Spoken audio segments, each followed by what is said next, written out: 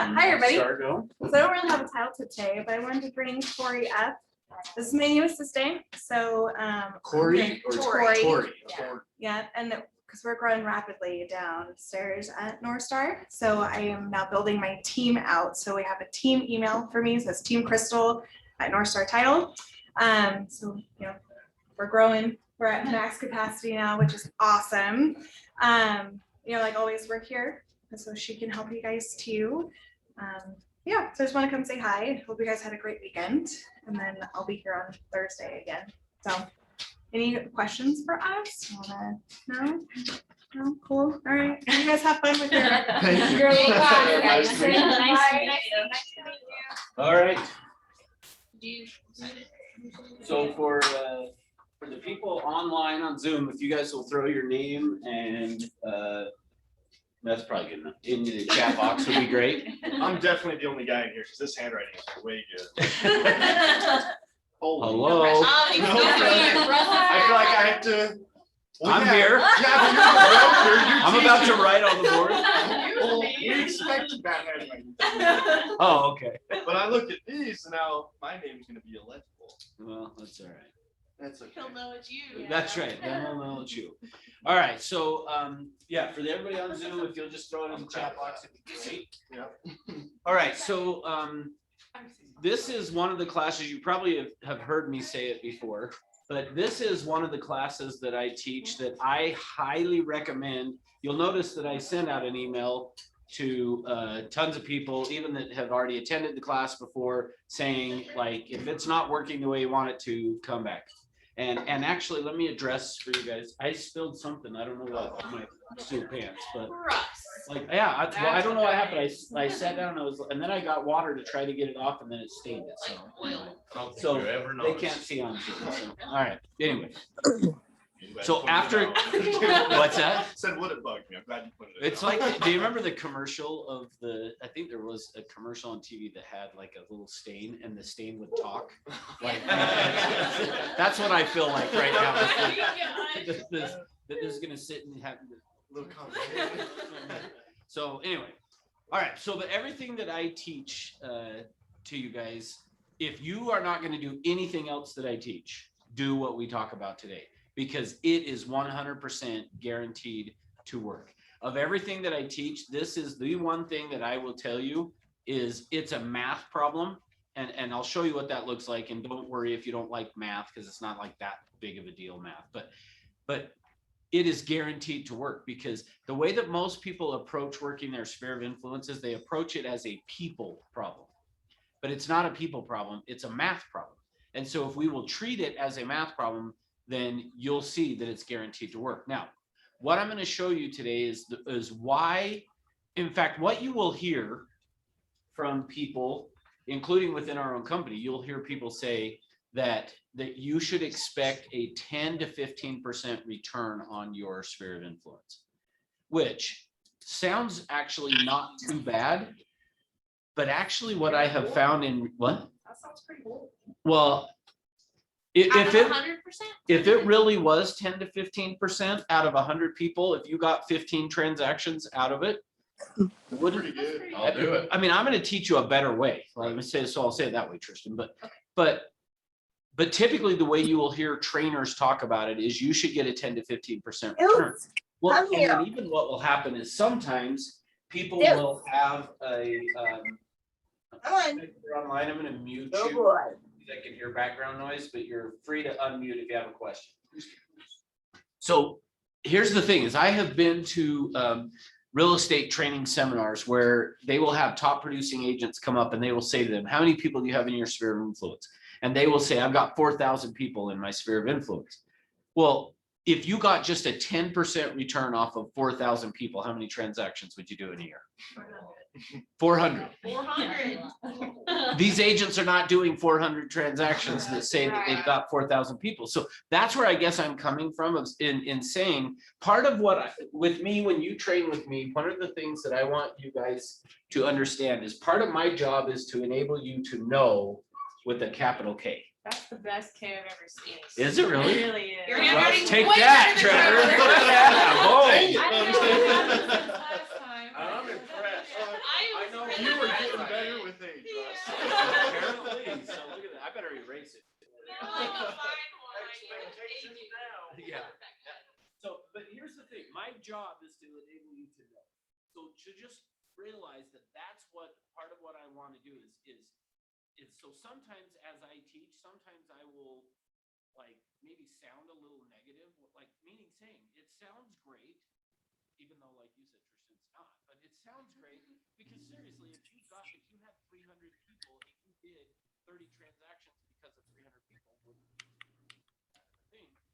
But like I said, in actuality though, if you go and talk to agents, now there are some that understand what we're going to talk about today and intuitively do it. But outside of those few, most of the time people, if they had 200 people in a sphere of influence, they're not doing 20 transactions from those people. Now some might, but, and actually, let me even say it this way. Part of what you'll see today, what I'm going to show you is a lower number actually does make it more realistic than a 4,000 people. Now, why would that be? Why could you expect more likely to have 200 people and see 20 transactions than 400 from 4,000? You can talk to them way more often. Like if you have a smaller group of people, you can like actually create that rapport with them and they'll be more willing to actually give you business. That's right. Because if you had 4,000, I mean, how likely is it really these agents that have 4,000 people that they actually have any type of a personal interaction with them? Meaning they may send them an email or stuff like that, but that they're calling and talk to them on the phone, it's not happening. And so that's part of what I want to show you today. So, okay, so just keep in mind, that's what we're doing is my job is to enable you to know. Now, as we start this, though, I'm going to start this by talking about three sections, three different groups of people here.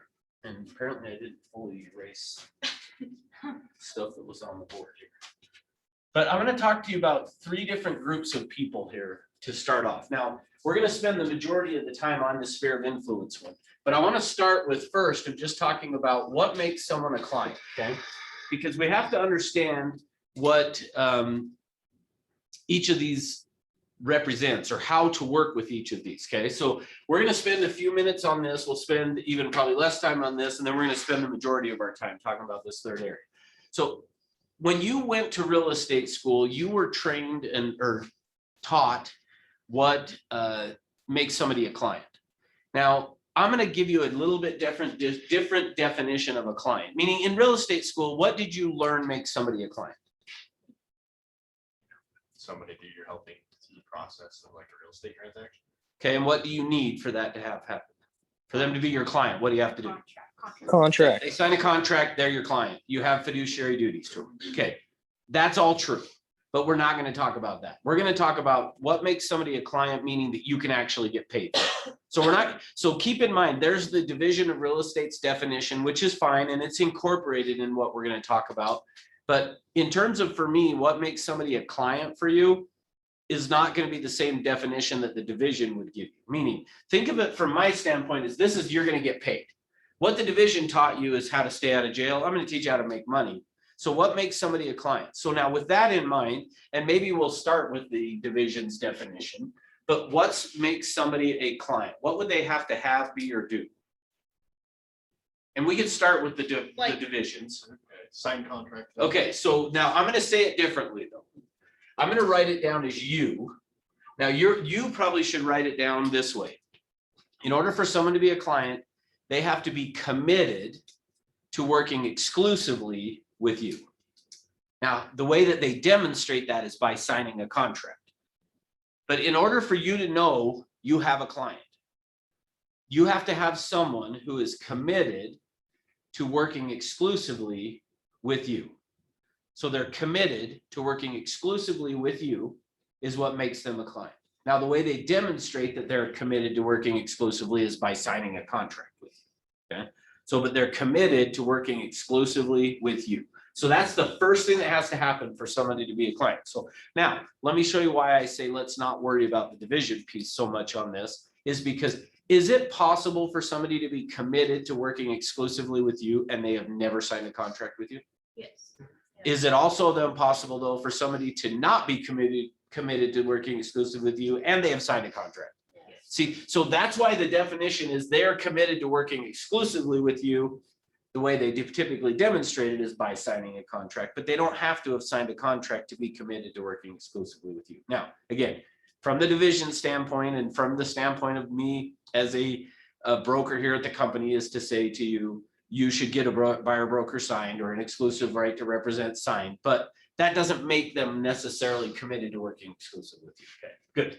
Now I'm going to give you 4, and they get harder as we go. So what else would you say has to be in place for them to have, be, or do to be a client? I would love for them to have some interest in real estate. Okay, good. So good. Here's how I'm going to say it. I'm going to write it down as need. Let me tell you how to write it down. They have to have clear and present needs. So clear and present needs that can be met. So they have to have clear and present needs that can be met. Clear and present needs that can be met. What does that mean? Clear and present. So part of that falls into Tristan said they should have some interest in real estate. So their interest is reasonable. okay, good. So what does that mean? Like they are actually qualified to buy a home, or if they sell their house, it's in shape to actually sell, something like that. Perfect. Yeah. So they have clear and present needs, like it's something that needs to take place. They know what it is. So clear and present needs. What did I say this last part was? That can be met. I'm totally like, I don't even know where that. So that it can be met then would include they can qualify. They have the funds. It's possible to do. The property exists out there or whatever. They're reasonable in what their offer that they're wanting to accept is going to look like. All of those things is when I say clear and present needs that can be met. Does that make sense? Okay, good. What else would they need to have, be, or do in order for them to be a client? So remember, I told you these get harder with each one. Probably making sure if it's a buyer having qualification, like a pre-qual. Well, I guess that's kind of your. Yeah, I was gonna say I would put that up there. What do you mean by time? Like they're need clear and present needs that can be met, but they should have motivation to do it Good, yeah, you're on the right track. So I'm gonna call it now. now. I'm gonna put it as now, and here's how I would say for you guys to write it down is, well, let's see, how should I word it? They're prepared to buy or sell, so either one, prepared to buy or sell now. So define now though for me. Okay, so I've heard today, Starting the the next process 30 now. days, they're starting the process now. What does that mean? They have signed the contract with you, and you're taking the methods to get just everything done. Okay, good. Yeah, so here's how I define now. For me, the definition of now is if it's a buyer, so we'll talk both buyer and seller. If it's the buyer of a house, that if we go and look at the property that meets their clear and present needs, that they'll write the offer right there. If it's a seller and we get an offer in that meets their needs in every way, the clear and present needs that can be met, comes in and meets it, that they'll sign the contract.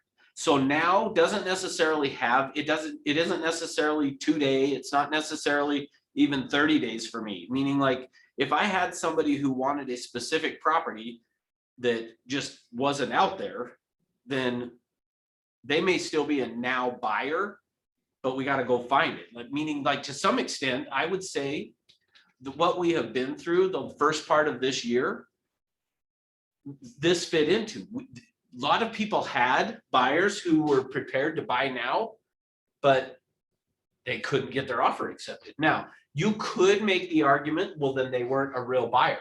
Because see, my definition of a real buyer is that they're going to buy and they'll do whatever they have to do in order to make it happen. So you could argue that then they weren't a real buyer, but I would say using this, we had people that were committed to working exclusively with you as an agent. They had clear and present needs that could be met. And now you might argue couldn't be met because there weren't properties, but they just couldn't get an offer accepted, but they would have done it. So in my mind, I would have said they're still a client. That's somebody you would still want to hold on and to work with. Does that make sense? All right. And then the last one This one is, I'm probably just gonna give it to you, because in like 16 years of teaching this, I don't think anybody's ever said it, so. What's it start with? What does it start with? T. Time. No. Just the time. Okay, so, Trust. no, I could have you get out the dictionary and it would take you a while to get to the word probably. So there's a hint that it's not TA or so. Okay. But here's the thing, is this one is more about management of a client. So this one, the number 4 is really more about how you would manage your client, but again, it's still part of, for me, the definition of what makes someone a client is they have to be, the way I'm gonna write it down is tethered. Oh, They have to, so what does tethered mean? they're stuck to us. Okay, so yeah, They're think of, tied to us. there you go, tied to it. So how would we tie? Now, keep in mind, the contract signing was up here, so it's not that. How would we tether or tie a client to us if it's not through a contract? So really, I feel like if you build rapport with people and just being a human with them, but also like how you're saying, because you say maybe their offer doesn't get accepted, they're not a client anymore. Like we had that issue with buyers, right? But we would have to keep refocusing them and tethering them back and saying, hey, we have to re-sign another buyer broker. Let's refocus on what your needs are because you're clearly like things aren't working. So just kind of almost just doing like kind of the refocus with them, regrouping and like kind of keeping them tethered to us in a sense, I guess. Good, very important, that everything you said, very important. But how we're gonna tether them to us is through, I'll just put it, a what? Emotion. Appointments. Appointments. Okay, that's, yeah. So we tether them to us through an appointment. So let me say it this way. You can't have a client that you don't have an appointment with. So meaning, let me say it this way. If you had somebody who is committed to working exclusively with you, they have clear and present needs that can be met and they're prepared to buy or sell now, and you don't have an appointment with them, in my mind, now remember, this isn't the Division of Real Estate's definition of a client, but for mine, for you, is if you don't have an appointment with that person, you don't have a client. Now, why would I say that? Because you're not moving towards a close. If Yeah. you're not doing, like, they could be working with you, but if they're not doing anything like in real estate, if they're not tethered to that appointment, then they're not taking the steps to actually closing. Good, and remember I said, could you have somebody who's signed to buyer broker, but they're not committed to working exclusively with you? Yeah. See, that person, if you don't have an appointment with them, you run the risk of losing them. Rick, have you ever in your however many, 28, 29, 35, however many years you've been in real estate, ever had somebody that you thought was committed to working exclusively with you, had the clear and present needs that could be met and prepared to buy now or sell, and you didn't get an appointment, it's therefore they went and. Yep, Yeah. more times than I can remember. And here's the thing, it's always our own fault. I mean, It's- not totally, but it's always our It's your own fault because Yes, it's small. Come on. it's, yeah. It's my fault. It's always my fault. Because you didn't schedule an appointment with them. Therefore, they thought you weren't interested. They thought you had moved on, whatever. And so just keep in mind that you can't have an appointment, or excuse me, a client without having an appointment. So what does that mean? What that means is if I set an appointment with somebody, before I leave that appointment, so I show up to list Rick's house. Before I leave that appointment, I should schedule another appointment for something. Now, based on what we talked about last Thursday on the listing presentation, and we talked about pricing and every 3 weeks, but when I leave his house, I should be scheduling an appointment. Hey, I want to come back out in a month from now if we have not received an offer. Now, hopefully we'll meet before then because we'll get an offer, but in the event we haven't, I want to come sit down with you and talk about what's gone on. Remember, I told you guys last week, your job is to be an interpreter of the market. Well, I'm going to come and sit down with you as Mr. and Mrs. Seller to interpret what the market has said over the last 3 or 4 weeks. And so I want to schedule an appointment in the event, and we're only going to keep this appointment if we haven't gotten an offer. If we have, then we won't need to, because we'll get a different appointment to show up first, right? So I should not leave an appointment without scheduling the next appointment. With a buyer, you come and meet with them, they sit down at the office, do you go take them through the needs analysis to figure out what it is important to them? Schedule the appointment to go show the house. In the event that you show them houses and they don't write an offer, schedule another appointment either to go look at houses, even if you don't have any, schedule an appointment. Even if you have to call them later on to say, hey, we need to reschedule that appointment because there's no properties. Whatever it is, schedule the next appointment. Don't leave an appointment with a client without scheduling another appointment. The reason that I've lost clients, the reason Rick has, the reason you will, if you haven't already, is typically going to boil down to because you didn't schedule another appointment with them. But if you'll schedule the next appointment after you leave or at the end of an appointment, they're not going to go out to somebody else because they constantly already have an appointment scheduled with you. So hopefully that makes sense. All right, so that's clients. Next is what we call prospects. Now, here's the definition of a prospect. A prospect is deficient in one or more of these. So a prospect is deficient, meaning they're missing one or more of these is what's going to make somebody a prospect. So think of it this way. When you are prospecting, your purpose in prospecting is to try to find somebody who will, probably somewhat in reverse order of this, set an appointment with you. But you're looking for people who would be committed to working exclusively with you, that you're trying to find out, do they have clear and present needs that can be met, and are they ready to do it now? Oh, that's the purpose of prospecting, is to create this, right? So when we're prospecting, we are working with people who are deficient in one or more of these. So your job is to think of it this way. As you are prospecting, so if this is like a funnel, as you're out just prospecting, you're bringing people in and trying to convert them over to becoming clients. So the whole purpose of prospecting is for us to try to set an appointment and find out, will they commit to working exclusively with you? Do they have clear and present needs that can be met? And are they ready to do it now? And if they are, then we move them into this category. Now, so let me ask you a question. What if then I get somebody who's a prospect, or we could even think of it, and we could throw up here a lead, but I get a prospect who, let's do it this way. They are committed to working exclusively with you. They have clear and present needs that can be met. They're prepared to buy or sell now, but you don't have an appointment with them. So how would I manage this person? Oh, I just inhaled a bug. How would I manage this? If the way that I manage a client is through an appointment, and that's what I'm missing over here, how would I manage these people? So I'll give you a hint. How should you manage your leads? Follow up Okay, good. How often? monthly, weekly. Okay, good. So a prospect should have Daily, contact. 3 times a month. You should have contact 1 time per week until they become a client. So think of it that way. When you get a lead, somebody that you would consider a lead, or what my definition here is a prospect, you should stay in contact with that person weekly until you set an appointment. The purpose of the appointment is then to figure out, will they commit to working exclusively with you? Do they have clear and present needs that can be met? Are they prepared to buy now?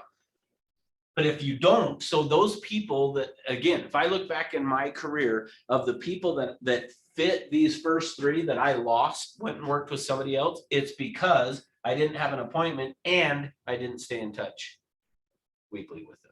So if you have somebody that you think of today as a client and you don't have an appointment with them and you don't stay in contact with them at least once a week, you run the risk of losing them. Okay, so I'm going to do that and stay in contact once a week until they become a client, or they'll become over here part of the SOI, which we'll define in just a minute, or I'm going to drop them.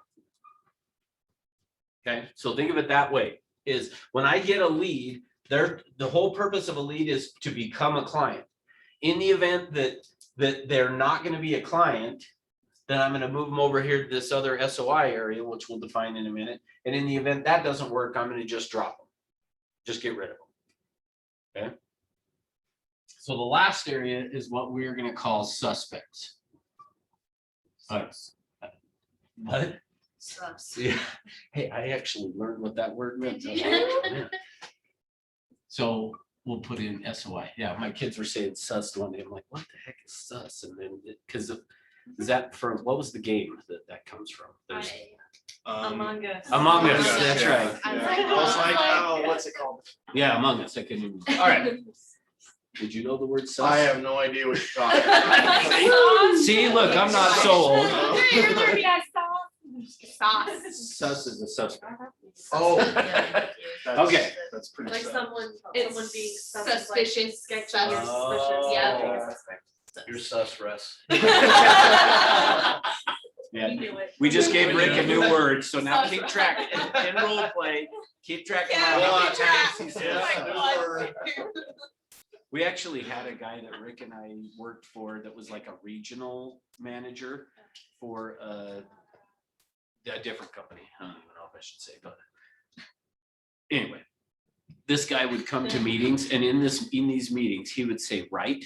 He'd be like, right? And we would sit there and go, like, we would have competitions to see how many times is he gonna say right in this meeting? And like, there were many times it got into the 30s, so. And that was in a 3-minute speech, no. All right, so we're gonna talk now about suspects for the rest of this time, or really just our SOI, okay? So we're gonna talk about working with our sphere of influence. Now, remember I said to you, the difference of what I'm gonna teach you is really, it's a math problem. So I'm gonna give you actually 4 criteria that makes somebody what I would define as part of your sphere of influence. Now, as I said, I'm gonna spend the rest of the class explaining this and going through this and helping you understand. But before we do that, I gotta show you a video, okay? So we put the screen down. Lights out. No snoring. Trevor, What? I'm hoping to take that. No, right? No, I mind. I knew I should have sat in front row. I know. All right, we get this all turned on and rolling here. There are. Who's the moose? I love this video. I don't know who it is. Let's see. Oh, Rebecca got that. Rebecca looking good.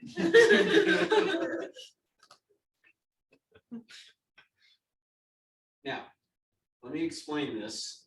So we had to explain sus to Rick. Now, we have to explain Mom Pop Kettle to you. Okay, so Mom Pop Kettle, this was on TV, like this was one of the first like sitcoms on TV. So what you're gonna see is it's in black and white, and Mom Pop Kettle were kind of just simple. Yeah, that's a good word to say. I was trying to think, how do I explain? So I said to you, the management of your sphere of influence, a math problem. So this is the most complex our math is gonna get. Okay, so let me just show you this video and we'll talk about it. Might need to turn it up. I figure 75% to you, Pon Ma, and 25% divided between the 5 of us. Gida, Crowbar, myself, Tom, and the baby. That makes 5% for each one of us. Billy, you're cheating yourself. If there's 25% divided among the 5 of you, that's 14% apiece. Oh, no, listen, Pa. I wouldn't cheat you. You know I wouldn't. Now, look here. I'll show you. Let me rub this out here. And now, 25 divided by 5 is 5. You see, 5 won't go into 2, will it? No. But 5 goes into 25 5 times, you see? No, you're wrong, Billy. Now, I'm a pretty good mathematician. Now, 5 into 25, 5 won't go into 2, will it? No. But 5 goes into 5 once. Now, we didn't use the 2 before, so we bring it down here. Now, 5 into 20 goes 4 times. There you are. 5 into 25, 14. No, look, Pa. Let me prove it to you now by multiplication. 5 times 5. 5 times 5 is 25. Billy, I'm surprised you're learning. Huh? I'm surprised that you're learning. Now I'll show you. 5 times 14 is 25. 5 times 4 is 20. 5 times 1 is 5. 25. That's it. No, look, Ma. See, look, you're wrong there because I'll prove it to you. We'll put down 5 14s here. 14. There. Now I'll prove to you by addition that 5 14s is not 25. 4, 8, 12, 16, 20. 21, 22, 23, 24, 25. There you are. Better brush up, Billy. I don't want to see you boys cheated.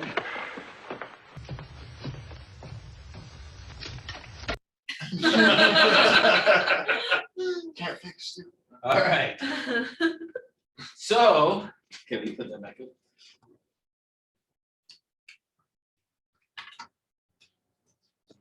All right, so we're not gonna do mom and pop kettle math, although you might think I am at one point. But here's the funny thing is I've watched that video so many times now that I start to kind of go like, well, no, that makes sense. Like if you do the addition, like that should equal 25. So anyway, all right. Get the screen all the way up here. Okay, so what we're gonna do is, so I'm gonna show you what this process looks like. Now, to begin with, I'm just gonna draw a circle on the board here. Now, if I were to get a map and we were to just take a map and draw a circle on the map, and now it would have to be a pretty large circle, meaning that the number of houses that reside within that would have to, be a large number in order for what I'm saying to work. Meaning if we just took a subdivision and tried to do the math on this, it's not going to work. But if you took a map and you did a large percentage of it, and meaning you probably need 100,000 houses, something like that. But what's going to happen? Well, actually, let me ask you, what would be the number of people if we just took a map and drew a circle on it? What percentage of the people in that area? Now, again, like I said, it's going to have to be a large number. What percentage of those people would you say every year are going to turn over, meaning move? Any idea? 50? 15. Oh, okay. I was like wish. 50%. Holy cow. I wish. Okay, 15. Actually, so if you go to the Census Bureau, so this is where I got the information, is if you go to the Census Bureau and you look at it, essentially what they say is 12%. So you're close. 12% of the people, but that includes renters. So if you factor out the renters out of it, it's 7%. So 7% of the population at any given moment is in the process of buying or selling or moving. Okay. So again, now that's if we 12% if you include renters, but we want to pull the renters out. So 12% of the population is in the process of buying or selling their home. Now, the reason that I tell you that is because of this. One of the other things, so I already mentioned to you that you will hear people say that you should get a 10 to 15% return on working your sphere of influence. And part of what I said is I'm going to show you how to do better than that is really what I'm going to show you how to do today. But before we get to that, one of the other things you are going to hear if you haven't heard yet, and so I would be interested to know if you've heard it yet, but is that if you talk to 100 people, out of 100 people you talk to, how many leads should you get? Let's see if you guys have heard the numbers yet. Of what should you expect? 50. 50 leads? Yeah. Oh, wow, you're good. Okay, 25. 25. So typically this is when I was new, this is what I was told, and I've heard over and over other trainers say it, is that of 100 phone calls you make, you should get 10 leads. And from that 10 leads, how many should turn into a transaction? 1. Yeah. That's usually the number you're going to hear, is that if you talk to 100 people, you should get 10 leads. From those 10 leads should turn into one transaction. Now, here's the problem with that, is the people who are saying that and talking about it, where that comes from, though, is what I want to show you is the background of where that comes from. Why do people say that? And here's why. Because in the general population, if you took a large sampling and just said, out of this group, how many people are going to be buying or selling in the next year? It's 7%. Well, so out of 100 people, now again, you would need more than 100, but if out of 100 doors, if we assume this is the case, out of that 100 doors, how many transactions, if 7% out of 100, how many transactions should that generate in the next year? Okay, it's actually 14. This is mom, pop, kettle math here. 14. The answer is always 14. Now, why? Why is it 14 though, not 7? Because they could sell and then also buy. Because every time a house I sells, think they're smart. there are so no, if I would have said how many houses will sell, it would be 7. Right. But when I say how many transactions, it's 14. That's as difficult as the math is gonna get today, guys, okay? So, but keep in mind, that's what's going on. So when people say to you, if you talk to 100, you should get 10, is because it's basically based on this. But ultimately, the reason that when people talk about it, they don't say 114 1 is because it just sounds better to go 110 1, like kind of just go in those increments, is honestly what I believe of why people say it that way. Now, I don't know if I've said this to you guys yet, but we're going to talk today about the difference between an open system and a closed system. Now, here's the thing. When you hear this, at least for me, I don't know about you guys, but at least for me, when I hear this, 100, if you talk to 100 people, you should get 10 leads.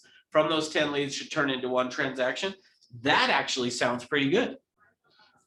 Like for me, honestly, now, because I already shared with you guys, at one point when I started my career, I was doing 50 contacts a day. So essentially 250 a week. If we used this formula, if this formula really played out the way it sounds like it should play out, I was doing 250 contacts a week, which means I should have had 25 leads per week, which means I should have done 2.5 transactions per week. Times that by 52 weeks. Well, let's just do 50 weeks in a year. I should have done how many transactions?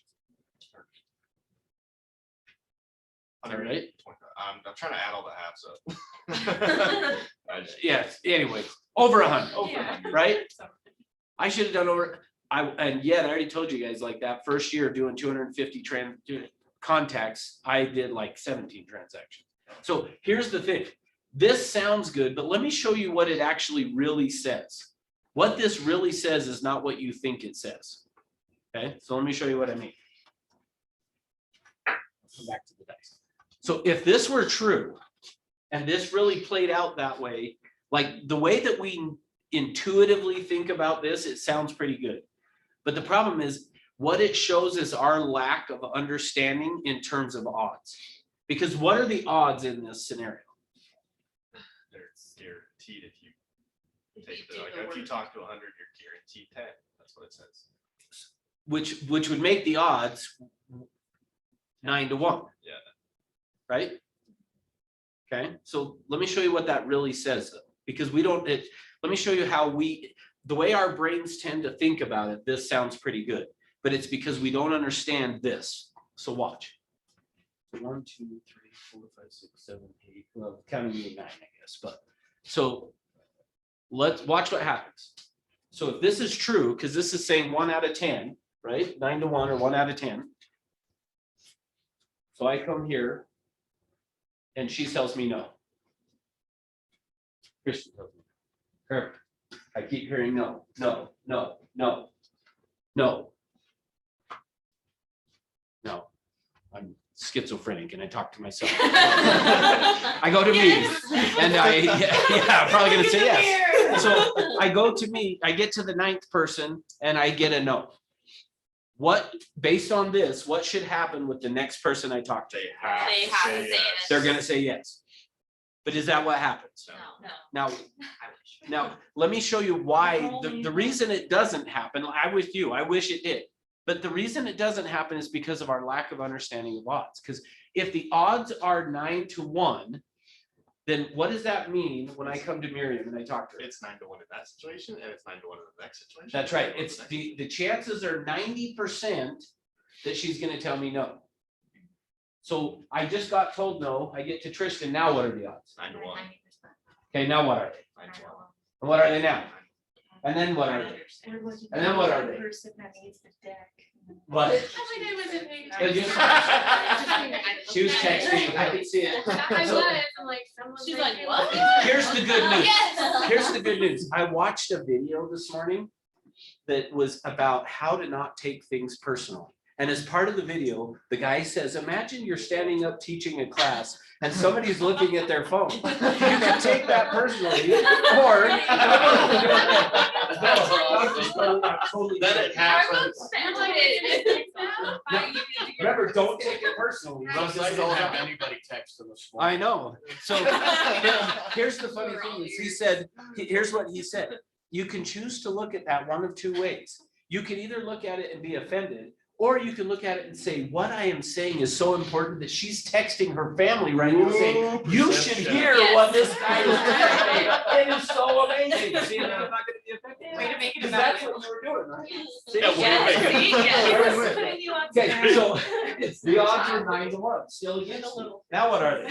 9-1. Now what are they? 9-1. Now I'm number 9. What are they? What happens when I get to number 10? 9-1. So wait a minute. You take advantage. Here's the problem. This sounds really good, except for that if you truly understand how an open system works, because that's what we're talking about here, is that's an open system. In an open system, the odds do not get better based on the number of times that you do it. See, in an open system, the odds don't change. So let me show you what I mean. Pick a number between 1 and 6. I learned one time in a class, I said, yeah, that's right.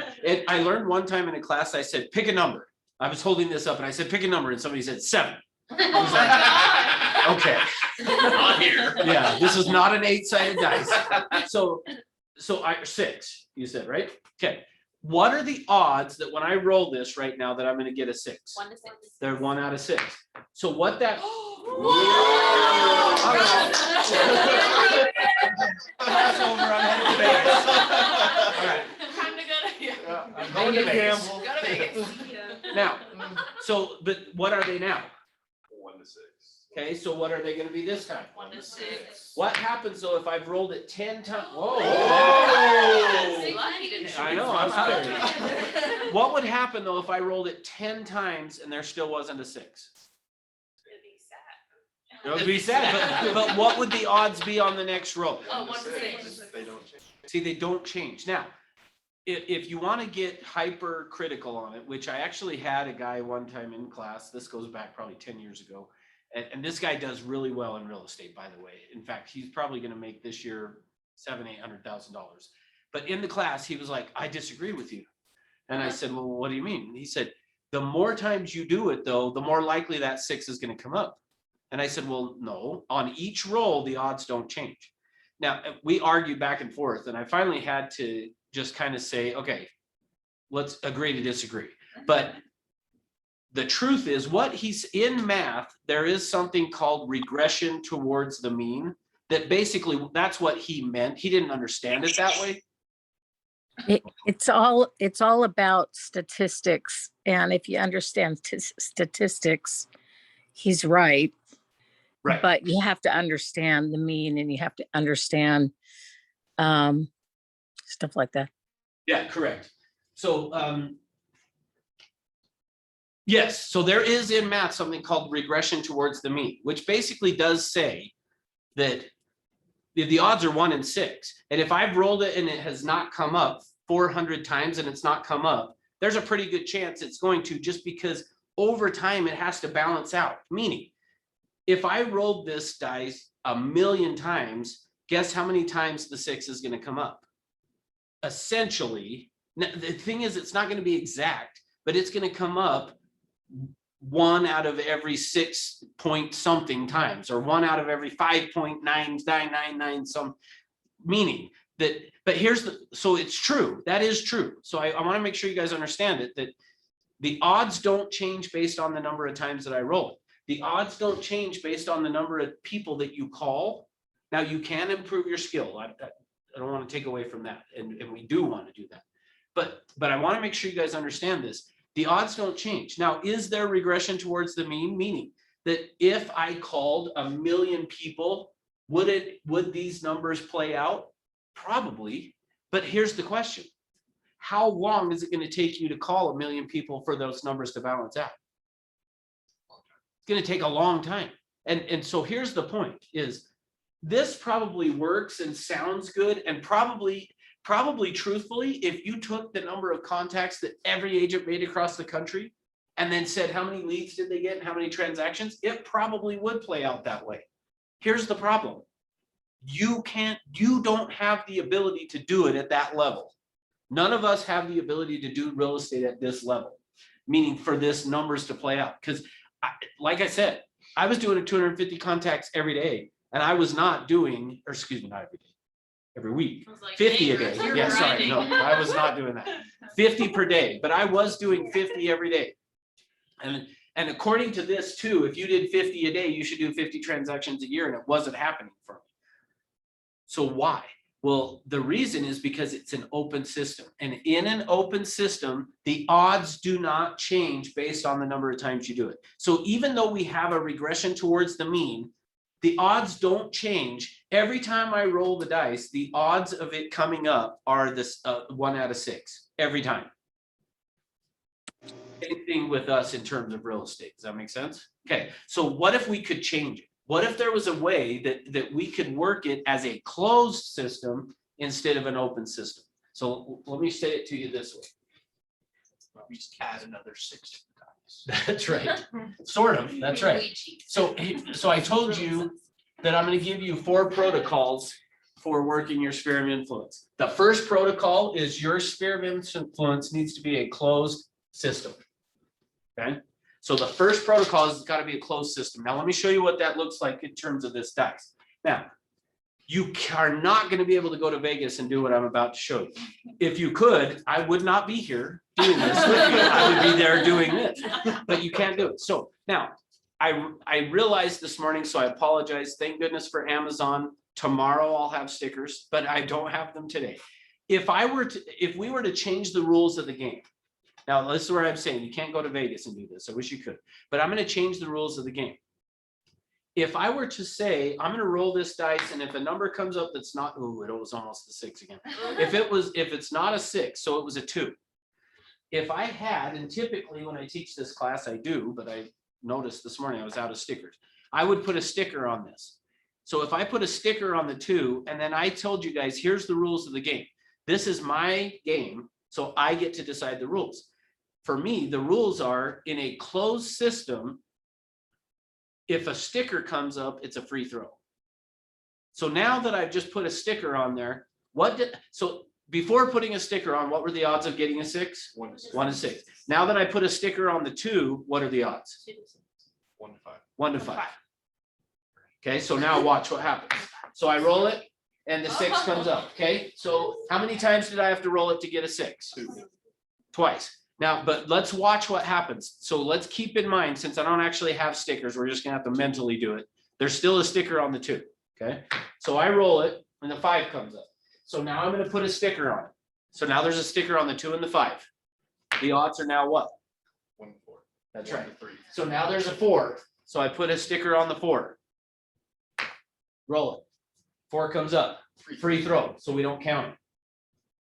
Okay, so what's gonna happen if we kept doing that? You'd eventually, everything would get. Eventually, the odds are gonna be 1 to 1, because every time I roll it, it's either a free throw or it was the 6. Did you follow me? I apologize that I didn't have the stickers for you to actually visually see it, because I'll usually put the sticker on to show you that I can roll it, and then it's either so there would be a 1, we'd put a sticker on it. So now I would have a sticker, I think, on everything but on there. Perfect. There. Now I've got a sticker on everything but the 6. What's gonna happen? It's either a 6 or a free throw. Yeah. Okay? That's a closed system. So in terms of working your sphere of influence, it should be a closed system. Now, here's what I'm gonna tell you, and I gave you a little bit of this already. But the closed system is it should be 200 people in size.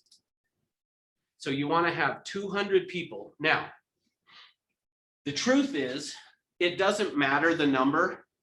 What matters is that it's a closed system. Okay? And closed system means what? What happens if I have 199? I have to add 1. What happens if I have 200 people? I'm out prospecting and I come across somebody that I'm like, this is a really good lead. I'm going to add them into my database. I now have 201. What does this, what do I have to do? That's the difference between an open system and a closed system. These people who I was talking to you about earlier that get 4,000 people in their database are working an open system. It's no different than working this, which what I mean by that is that you're probably going to end up at the 7%. You're just playing with worse odds, basically. That's right. And in fact, I'm going to show you, in fact, let's do it right now, actually. You got permission to photography? What? Somebody wanted a picture of your board. Oh, I was gonna say, how did they know you were in here? But I've said your name a number of times, so. And he's laughing. You can know You when Rick's in a was like, while. you can hear me You laugh. know when You really Rick's in just a like, while. oh, You're Rick's laughing. That's a good point. And he likes to laugh. Yes, I Okay. do. We like to It's hear good. It's healthy. Okay, so the first thing, It's that healthy. the number one, oh, in fact, I forgot to say this. I didn't say it this way to you guys. I'm giving you 4 did I say protocols? Okay, Yeah, you said, Yes, well, you did. four for the. but protocols, the word protocols, I didn't, okay. What's the difference between a rule and a protocol? Protocol like has to be followed to a T. That's right. Rules can be broken. That's right. We typically think of it as rules are made to be broken. Protocols are like, you have to do it. So I'm giving you 4 protocols, not 4 rules. Like, here's the thing. Remember I said to you at the start of this, I will guarantee you that it'll work. And I didn't say it this way, but I'm going to say it this way to you guys now. I will guarantee to you that if you will do this, you will make in excess of $200,000 a year if you'll follow these 4 protocols. Done deal. And I'm going to show you the math of it.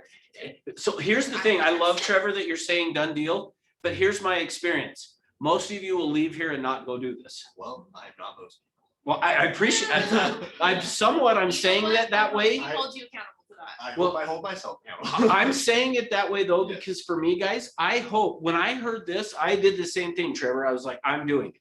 And here's what I will tell you is by doing it, generated the income that I wanted out of this business because of following these protocols. So it is guaranteed to work. I do not know anybody who has followed the 4 protocols that has not had it work, ever. Russ, could I add also that most of your veterans who are doing this for a long time, this is where they end up. They just don't know it. They do it intuitively. It's not like Yes. meaning That's it. those people who have 4,000 people, I would guess they probably of the 4,000 talk to somewhere in the neighborhood of That's 200 it. is probably what it looks like. So meaning what he's saying is they intuitively figure this out, but nobody actually sat down and said, this is how you do They it. have a closed system. They just don't understand. They don't have a understand closed that they do. system. That's right. Okay, so here's the key thing though. The number that you have in here is not as crucial as the fact that it's a closed system. Meaning I'm telling you 200, but the truth is it just has to be a closed system. Now, with that being said though, I'm telling you, do it as 200 until it's working. So let me show you what I mean by that.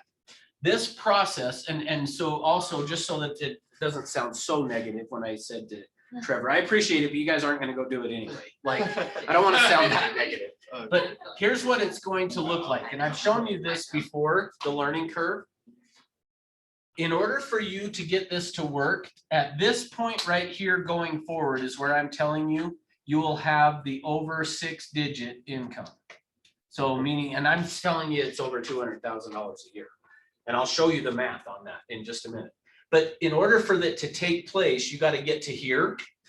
And that process is going to take 6 to 9 months to get there. Now, I'm not saying you won't make money until then. What I'm saying is when I said to you it's guaranteed to work, where I can guarantee it is if you'll follow the 4 protocols I'm going to give you in 6 to 9 months from the day you start to follow it. And in fact, actually, here's part of why I say I know that people don't go do this, because here's what I'm going to ask you guys to do.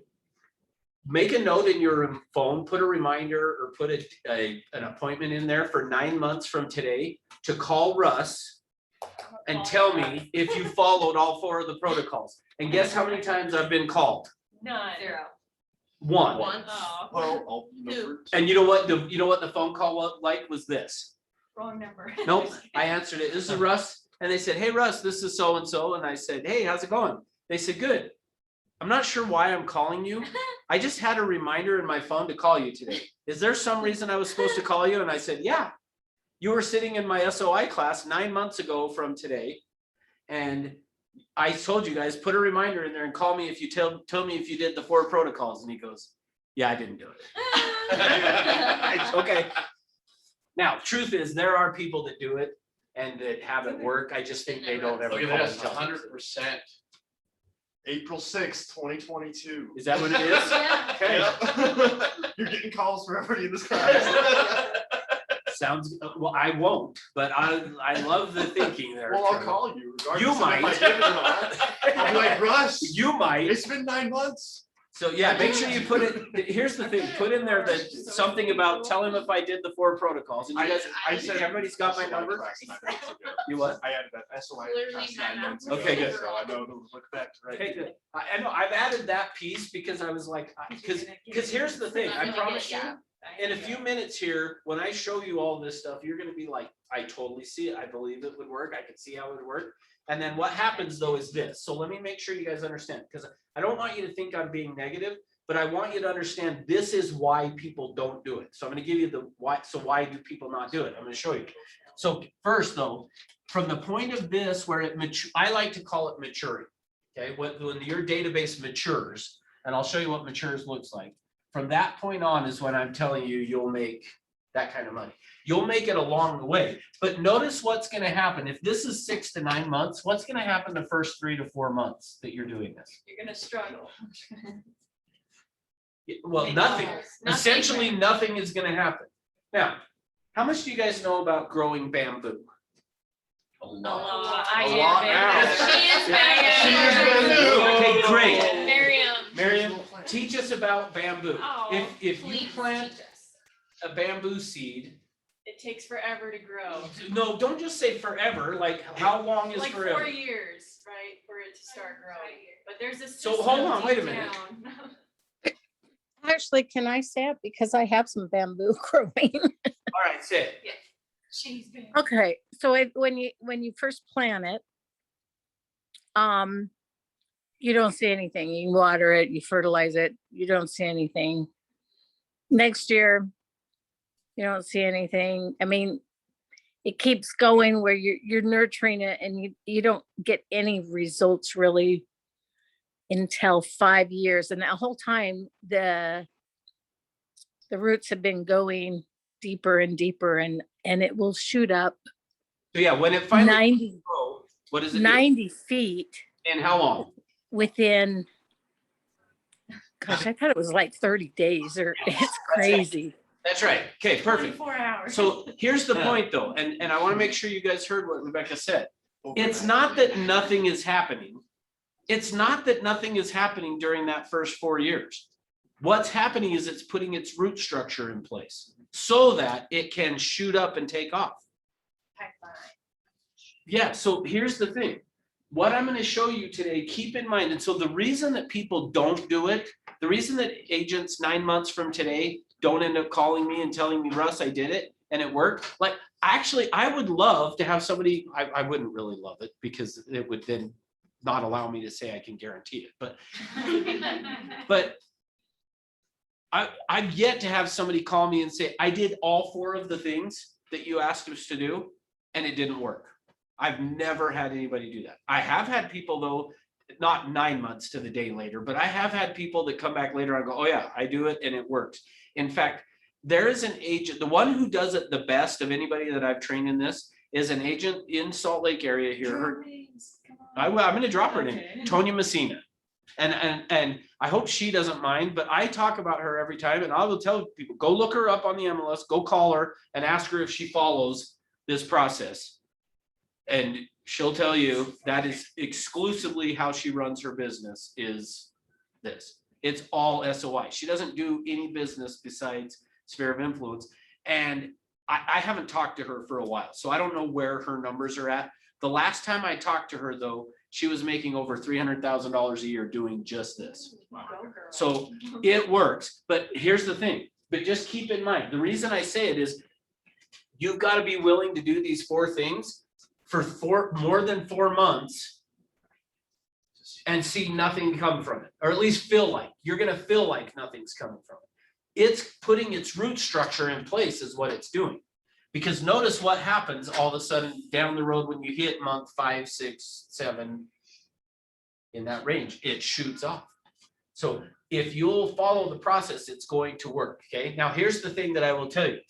Of these 200 people, if you will follow this process that we're talking about, the 4 protocols I'm going to give you, you can expect a 60% return on your database. Remember I said that most trainers are out there saying you can get a 10 to 15% return? Well, if you'll do this, you should see a 60% return on your database. And in fact, the thing that I say, when I say it matures, my definition of a mature database on this is when you hit 60% of the people, and the reason I switched colors here is because I refer to the people in the database as either being red or green. Right. And green represents money. So but it's gonna take you 6 to 9 months to get to where your 60% of the people are green. So you're telling us to be patient. Be patient. What I'm saying is don't I've been doing give this for up. like 3 months and I'm still not rich. Yeah, that's what, but unfortunately, that's what Right. happens is people go, oh, it's been 3 or 4 months and Russ made it sound real great and it's not working. So I'm just not gonna do it anymore. Now that's not consciously what goes on, but that's basically what goes on, okay? All right. So that's number 1. Now, let me actually say this too, before I erase all this. Once you hit this point where you're at 60% green, and I'll define the green and red a little bit more in a minute, but once you get to the point where 60% is green, you could change this number to anything you want to. So when I told you about Tonya Messina, Tonya actually, her number, and again, it's been a few years since I talked to her, 76. but with 97. 97 people was how many she had in the database. Now, how you're going to decide that, I'll show you in a minute, but meaning you could up this to 300 if you wanted to. But what I'm telling you is leave it at 200 till you hit this point. Once you get to that point where it's working. You need 60% green before you really. Yes, then once you hit that point, you can then decide, you know what, I don't want it to be 200. I only want it to be 100 because I don't want to put in the effort for 200. I only want to do it for her. She actually, when she started doing this, her kids were really young. And so for her, it was kind of like she more looked at it. And I always hesitate telling you this part because what I don't want is you running out of here thinking, well, that's how I'm going to do it now. But she made that $300,000 a year working 20 hours a week.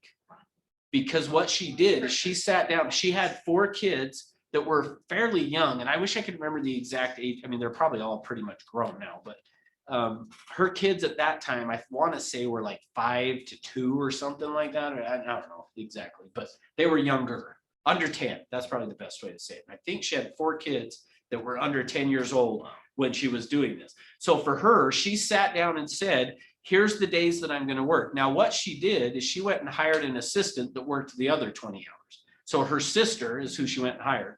Her sister was her assistant, and her sister, so Tristan's looking at you, by the way. Hey, 20 hours.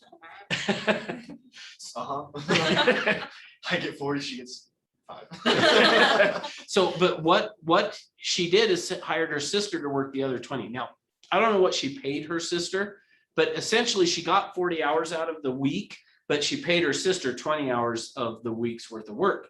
Well, so she sat down and just kind of calculated it out, and that's how she landed on 97, was because protocol number 2 is this. You have to have contact with these people, all 200, 1 time per month, personal. So personal contact. And 1 time per month by email or mail. Okay, so that's protocol number 2. Protocol number 2 is you got to have personal contact with these people once a month, and then either an email or a mailing to them. And you could do any combination of email, like meaning to some extent, I almost even think if you once a quarter did a mailing to them and the other 2 months did an email would be great. I don't even know that it has to be quarterly, maybe every 6 months, but some combination of mail or email. Now, when I was doing this, and I should have brought up, I have down in my office a copy of the one that I had sent out that I used. And it usually gives people a good laugh of how much I've aged over when you look at the pictures. But I look like Trevor had the flowing hair. No, I'm just kidding. I would love to see it. Yeah, I'll show it to you if you want to come see it. But I would send that out. I did a mailing then and of course that was partially because like, nobody had emails, but I would do a mailing once a month. Now, the way I did it and so here's the question, I guess, before I tell you how I did it. What should you mail to them or email? Market update, Okay, Recipes. like something personal too, yeah, if they like on their birthday. say Good. happy birthday, yeah, like- at the end of the day, it doesn't matter. Now, let me say though, I heard you say recipes. Let me tell you a quick story though that I read in the Realtor magazine about recipes that's for me, my personal opinion is this email or mail should be real estate related. So, because there are a lot of people that do recipes. Well, I was reading in the Realtor magazine, you know, the magazine you get every month and it like feel like it's almost like the Harry Potter, like when the letters from Hogwarts started showing up and what was the uncle's name What is it? from The Harry what? Potter? What was the Well, uncle's name? What's the You guys know name? what I'm talking about, right? You saw the movie? Yeah. No. Like, and all the letters, like the owls just kept showing up, dropping off all these letters over and over and over and over again. Now, what was my point of that? That's the recipes. Oh, yeah, that was the recipes. Thank you. No. That's the Realtor magazine. Yeah. Like, Realtor I magazine. swear, Oh, every it time I is. go to the mailbox, there's like 2 Realtor magazines in there. And I'm like, I swear I just got one yesterday. And The same one I got. of course, part of the problem is how often do I go to the mailbox? But like every time I go, there's a Realtor magazine. Well, inside those Realtor magazines, they used to have a section that the agents could write in and tell funny stories that had happened. And a lady had written in about this. She said, oh, I got this funny story is I mailed these recipe cards out to my clients. And she said, I got a call one day from one of the clients and said, hey, love those recipes that you send out, but I wanted to let you know we've moved and I wanted to give you my new address because I want to still get your recipes. See, that's the problem is to me of doing recipes. Instead, I would recommend that your email or mail should be real estate related. And I love the idea. In fact, I'll tell you what I did actually. And this is where I should have brought it, is what I did is I would send a piece of paper. Now, I wouldn't do it this way today, but just you can do a modern day version of this. Like I wouldn't do it this way today.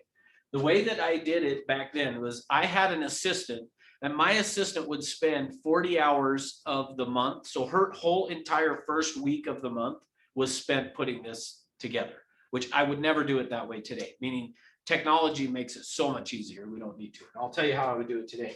But what I did is I would send out this piece of paper and it had for the neighborhood that they lived in, here are the houses that were for sale in their neighborhood.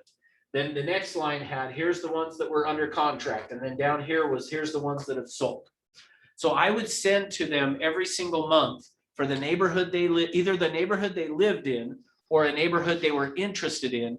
Here are the homes that are active for sale. Here are the under contracts, and here's the ones that have sold in that area. Now, here's what I found, and I didn't realize this. In fact, let me tell you where I got this idea, because it wasn't mine. Where I got this idea was a guy came to our office trying to sell a software program, because like back then, you had to actually get the software and put it on your own computer. It wasn't internet based. Miriam's like, what? She's like, what? Just kidding. I But know what a rotary phone is. you do? Yeah, I do. Okay. Do you know how to use one? I do. Yes. I have a typewriter, just so you know. Okay, so. cool. Do you know what a rotary phone is? And could you know, have you ever used one? I haven't used one. but- Do you know how to? Yes. Because I All the way to actually, zero. that is one of those Yeah, things give me that a- like I had read something or heard something somewhere of like, I have a 13-year-old son. I need to find one and say, here's the phone number, dial it. I want to see what he would do. But anyway, 10 minutes later. yeah. So what do you know how to use one? Oh, I used to have one. Did you? Sure, Okay. Yeah, So you're older than you look. She is not that old. I am old. I was gonna No. say, you I'm don't older look- than I you look, don't for look sure. like it. Okay, which that's a compliment, right? Thank you. Okay. I've always thought I looked older than I am, so it's fine. Yeah, I know, right? Okay, so what happened though is this guy came out to our office trying to sell Top Producer, which Top Producer is a software program, still exists, and it's a pretty good one, I but think Jeff Seat used to sell that. did he really? Yeah. So this guy, it may have been even Jeff, I don't know. but This guy came to our office trying to sell it, and he traveled the whole country, or at least the western part of the United States. And he said in one of our sales meetings, I am gonna give you the best idea you have ever heard in terms of working your sphere of influence. And he said, none of you are gonna do it. So Trevor, that's where I actually got this from, the whole thing of you're not gonna do it. Because at that meeting, when he said that, I was like, I don't care what you say, I'm doing it. Yeah. And so what he said was this, he said, do a mailing to your database of this every month.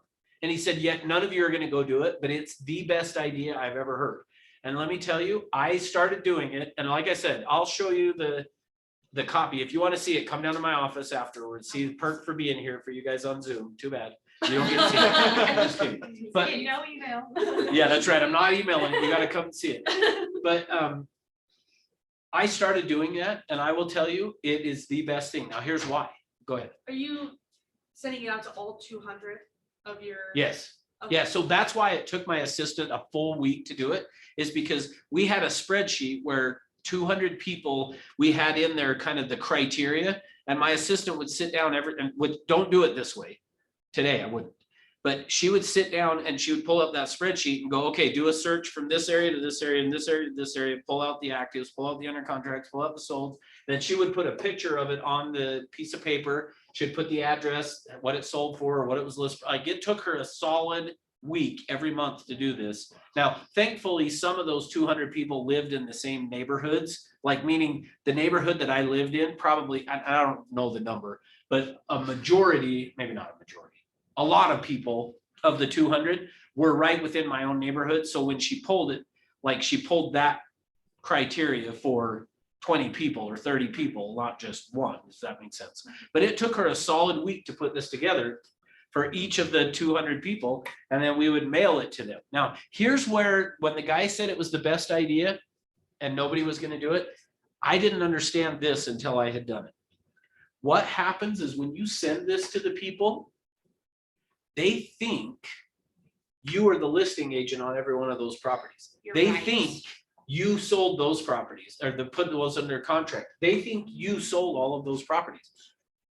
Now, I wasn't intentional. That was not the intention to try to do that. And FYI, little disclaimer here to make sure from the division, you can't put in, you have to put courtesy of and whoever the listing broker was. Like, you can't make it like look like that. But even if you put on there courtesy of whatever, or actually how we did it, we had a little disclaimer at the bottom that just said, these homes may or may not have been sold by Russ Orchard.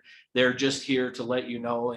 And I think even the first cover letter that we sent to people explained that the majority of these houses were not listed or sold by me. Like, I was totally transparent I wasn't trying to make it look like that. In fact, I didn't even have that as a recognition of why I was doing it. It was just, hey, for information purposes, here's these properties. But here's what happened is, so there's a condo complex over here in Holiday called A La Chapelle. Anybody heard of it? Know what it is? Okay. Anyway, inside of that complex, there are probably, I don't know how many buildings. I should actually go look. Probably 30 buildings. And inside each building has 12, 15, 20 condos. I don't know, a bunch. Well, where this kind of came to the realization to me of the power of this was there was a lady that I would mail it to in that condo complex. Her name was Chris. And she would, anytime a condo sold in the building that she was in, I would get a phone call from Chris. And she would go, Russ, this is Chris. And I'd say, hey, Chris, how you doing?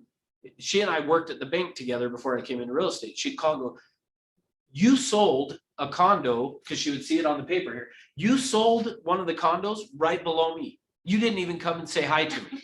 And I would say, Chris, I didn't sell it. I promise you, I would have knocked on your door if I was there, but it wasn't me. I was just letting you know about it. She'd go, okay, well, if you ever sell one, you better stop and say hi. I'd say, Chris, I promise I will. A few months would go by and another one like on the same floor she was on would sell. Phone call, Russ, you just listed the house down for me, condo, and you didn't come and say hi. And I'd say, Chris, I didn't do it. It wasn't me. Go But- visit her, Russ. But Damn. I know, right? Stop by, And you know, come what's in. funny is within the last year, she actually did contact me recently just to kind of say hi, but, and I still didn't go visit her. But- Like, I am married, Chris. Okay. I know, right? There Unless might be you're some trying to truth buy to yourself. that. And there might be some truth to Yeah. that. So, okay, but here's what happened though, is the one day it clicked to me of like, these people all think that I sold all these houses. So for you guys that are new, if you want to build credibility in these people, you start sending them, here's the homes in your area. So how would I do it today? Because I said I wouldn't do it that way today. The way I would do it today is, for the time being, I've heard recently we're gonna lose Zap, which I'm gonna do a Zap training on Thursday. Yeah, I've heard that. I don't know how soon that's gonna happen, but it's gonna be replaced by something better, supposedly. I hope it's better. In the meantime, though, Yes, that's- so Thursday is gonna be a Zap class where I'm gonna teach you guys, so I'm not gonna explain how to do this today, but within Zap, I'll tell you on Thursday, in Zap, you can basically do this, and it's not exact, but close enough to where you could create that for the people, where you're gonna go in and set it up, and it's gonna take hardly any time at all, and I'll show you on Thursday. Just remind me if I don't, which I'll remember, but if for some reason I don't, because like I couldn't even halfway through my story, what was I telling you this story? That's me. But that's how I would do it today, is I would get them set up in Zap to where Zap is gonna automatically send them the homes that are the 5 closest homes for sale to them. But here's the thing, sometimes people will look at that and see the 5 houses that it sends out. Like for my own, I still have this set up for a few people. And what I mean by that is, when I teach it in the class, I'll usually do something to send out an alert or something for somebody as I teach it. Well, I sent it to one of my neighbors just because I was like, yeah, he wouldn't care if I use him as an example in class. So I put it on there. Well, one day my wife and I are walking around the trail that's around our neighborhood, and we run into this guy. His name's Jay. And Jay goes, hey, Russ, that house really sell for X amount of dollars? And I was like, honestly, I had set him up in a class and then totally forgot I had even set him up on it. And he was like, did this such and such's house really sell for that amount? And I was like, well, yeah, but how did you know what it sold for? He's like, well, you sent me the thing. And I was like, oh yeah, that's right. So, which now remember, that's why you got to have personal contact. Right. But here's the interesting thing, and I'll show you guys this on Thursday when we go through the Zap stuff. My guess is, and I don't go in and really look other than when I'm teaching the class. My guess is when we pull it up, we're going to see that he has recently still even been on my Zap site searching.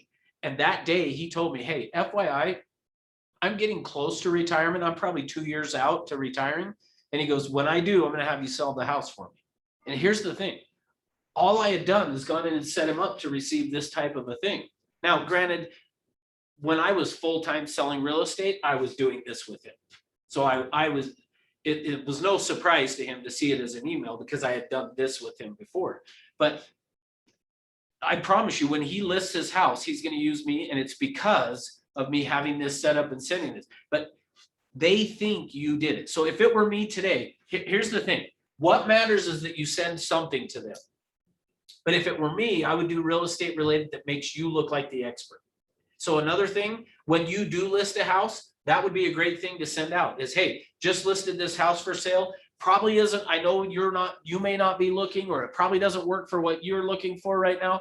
But if you know of anybody thinking about buying a home, let me know, because we just listed this property. Like, that's the kind of stuff you want to do with this, that it's going to build their confidence in you, especially if you're a newer agent, to feeling like, oh, wow. Because what happens is they see this and they're like, wow, you're selling a ton of properties.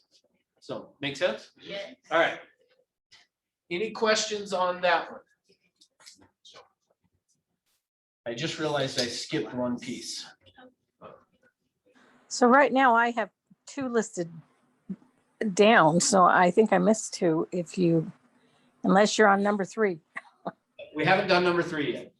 All right, thanks. And I just realized I skipped a part of number 1 is what I skipped. So let me show you. So I just erased up there, how do you get to the over 200,000 a year? So let me show you what that looks like. It's us. I know, sorry. All right. But hey, at least I remembered it, I'm telling you. So where are we at time-wise? I gotta pick up the pace. I'm having a little too much fun with you guys today. You guys are like, have a group in here. I know, I was gonna say, and you guys are like bringing some good, it is so true. Like, if you bring good energy to a class, the person will teach you better than Oh, if you don't, yeah. because See, we've remembered something from number one. I know. All right, so let me show you what this looks like. So Russ, we're having a hard time seeing the board. And so if you can just write a little larger, that'd be great. I will. Yes, I apologize. I don't know that I can do much larger though, can I guess? I will. Can you? Well, just repeat at the end, 1, 2, 3, 4. I will. Trevor said he can see just fine, and that's all he cares about. So. All right. Wow, Trevor. All right. So let me show you. So what We I are a team, okay. what I realized is that I didn't show you guys. So how do we get to the 200? How do I get to the 60%? So I realized I almost skipped over that. So let me show you how you get there. Now, what's the number of people that you should have in there? 200. Okay, so just keep that in mind, even though I just wrote 100 up here, okay? So, so as I do it, Rebecca, I'll keep trying to say what I'm writing so that hopefully you can hear. But of those 100 though, let's just say for the sake of what we're doing right now, 50 are red and 50 are green. Now, let me explain the red and green. Green is somebody who is going to do business with you or refer business to you. So they're either going to do business with you or refer it to you. Red is somebody who's not going to. Now, why would we ever add somebody to this database if they're not going to do real estate with me? Well, you don't know until you add them. That's the key. What do you say? Say it again. You don't know until you add them. See, here's the problem. When you're prospecting, you come across a lead and they will act like or say they're going to use you. Meaning, let me ask it to you this way. Have you ever with a salesperson said, yes, I'll call you back, or if we do that, we'll use you, but you really weren't planning to? You just said it to get rid of them? Yes. I'm sure glad you guys weren't like, no, I never do that. Because I was like, yeah, I do that all the time. All the time. That's part of where why you're going to have some people in there that are red in the database is because you're going to have people who say, yep, if we buy or sell, we'll use you. And you're going to put them into your database. And then what's going to happen is over time, they either had no intention of it, or over time, maybe their friend becomes an agent, or their friend already was an agent, didn't stay in touch with them, and they find out later on. Or they walk into a model home and the builder says, hey, if you use us to sell your house, we will give you X amount of dollars off the purchase of your new home, or something like that, to where they end up not using you. So here's the thing. And let me actually even tie it together this way. Right now, most people in their database, probably the percentage of people that's red and green is probably more like 93 red and 7 green. Like going back to that 7% we talked about is probably really what most people's database looks like is if you really looked at it, 93 of them are red and 7 are green. Because for me, the definition of this is somebody who's going to buy or sell real estate or refer people to you. And I'm telling you, most people just grab their database, their phone, whatever, and they throw in 200 people, which is not a bad place to start. But just know you're probably much higher on the end of that's red, people who aren't going to use you or refer to you. And part of that is because you just don't stay in touch with them, number two, but then 50-50 red. But I just want to show you how we're going to get to over a 60% green. Okay, so let's just say, for the sake of just not having this class be 4 hours long, we're going to say we're already at 50-50, meaning I could show you the math and we could start it at 93 and 7 and get it to 60, but it'll take us a while. And just going from 50 to 60, you'll get the gist of what I'm saying. Okay, because remember, it's got to be a closed system. You can't have more than 200. Now, I'm using 100 just to keep the math simple, but keep in mind the number is 200. I'm just showing it as 100 to keep the math simple. Okay, now watch what happens. So if I had 50% red and 50% green, I go out prospecting. I get 10 leads. of those 10 leads, just for you guys, and I don't care, use whatever number you want. You guys tell me, and there's not a right answer.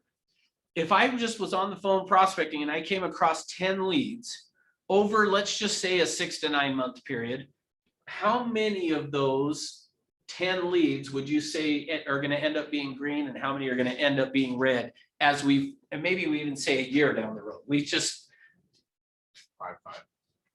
well, 5-5 won't, that Eight won't red, change our 2 math here, so that Yeah, won't work. that's 8 red, 2 green. 8, okay, good. I like that. Let's do that. So let's say that we added 8 that end, now keep in mind, we wouldn't add them if we knew they were red. Okay, make sure you're clear on that. I wouldn't add them if I knew they were red. When we add those leads, we have hope. We think they're gonna turn into green. We think they're green. But over time, we're just gonna say that we had a crystal ball and we looked into it and, oh, my crystal ball is right over there too, actually. I'm gonna, next class, I'm gonna use that. Let me get my crystal ball here. All right, don't miss this part. You should appreciate it. Did she hear me? I I know, I just was like, anytime somebody walks out, I wanna be like, this is the most important part, don't miss it. All right, so I add 8 people, okay? So now I have 58 red, which means the other 2 were green. So now I have this probably makes it really bad. They probably can't see the green at all on the thing. So apologize, it says 52. All right, so now I have 52 that are there. So how many total people do I have in the database? 110. So you can see why I did it as hundreds instead of 10 or 22. Okay, so now it's even more obvious. What, somebody get their phone and do what percentage is 58 of 110? So because to begin with up here, we were 50% red, 50% green. Okay. 54%? It's something like that. 53.6. That's my final. It's probably as closer to 52 or something. 2 points. What is it? 2 points. Okay, so we'll round it to 52, okay? So now we're at 52% red, and this is the real reason that I did it that way, is because then it just makes it easy to, okay? All right. So we're at 52% red and 48% green. So hold on, let me make sure you guys understand what just happened. I have to stay in touch with these people once a month. I just went from 100 people to 110, which is an open system. Mhm. In an open system, what just happened? Odds dropped. Well, yeah, good. But first, what happened to my workload? You added more. It went up by 10%. Right. So I increased 10% more work to get A lower. 2% less. See, this is why the people who have 4,000 people, guess what happens if you keep adding this way and doing this? This gets lower, Every time. this gets higher, and the workload goes up, which eventually they go, I'm not gonna do all that work because it's not really netting me the return. When instead, if we go back to this, because the first protocol is we can't have more than 200, or in this case, 100. So what do I have to do? Get rid of 10. Okay, so which 10 should I get rid of? 10 red. Right? I don't want to get rid of greens, right? Right. So I'm going to get rid now of 10. So I subtract 10, which now gives me 48 here, 52 here, which means I'm back to 100. And look at what happened to my percentages now. Yes. Can you see that? Now, let's do this. Let's say that this next week I prospected again, or the next month, whatever, whatever it is. Yeah, next year. But I prospect again, I go out prospecting, I get 10 more leads. Let's say, just for the sake of, for me to show you guys the power of this. Well, actually, before that, let me quickly do something else. Let's say that I went out and I did get 5 and 5. Okay, so I added 5 here and 5 here. Well, no, let's not. No, forget that. Let's do, I'm gonna do it even worse. Let's say I go get 10 and they're all red. So I add 10 more and they're all red, so I get 58. But the first protocol says I can't have 110, so I gotta get rid of 10. Which 10 should I get rid of? Red. So I get rid, well, but I can't get rid of the 10 that I added because I don't know yet. So I get rid of 10 other ones. If I added 10 and got rid of 10 red, what did it do to me? Nothing. So does it hurt if you add, because sometimes people will be like, well, what if I add the wrong people? It doesn't matter. Even if I added all red, it doesn't change where I was at. You have to add anybody to find out if they're right people. That's right. You have to add anybody. Now, but let's just say now that we've done that worst case, let's do a best case. Let's just say that I went and added 10 more, but this time 8 were green. So now I'm at 60 here. And 2 were red. So I went to 50 here, but first protocol says I can't have more than 100 in this case.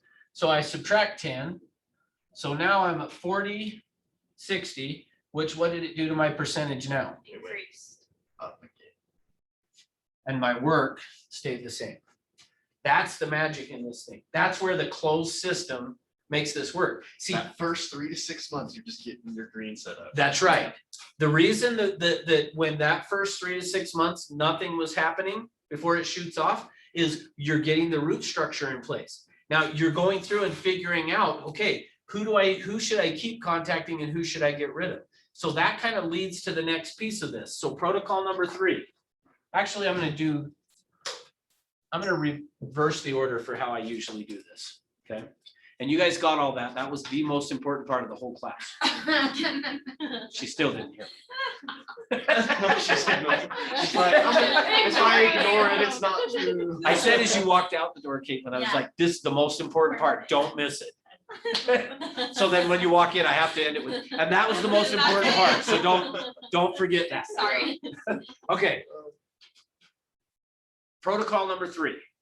In order to put somebody in here, to get these 200 people into the database, you have to have permission. Okay, you got to get permission. In fact, I think going forward, I'm going to train this differently. I'm going to do that as protocol number 2, I think, next time, but it doesn't matter. You got to have all 4. Yeah. Permission. So let me show you what that looks like. For somebody that you know, this is how I would approach it. So if you're just going through your phone and going to contact people that you know, you have to get permission to put them into the database. Okay.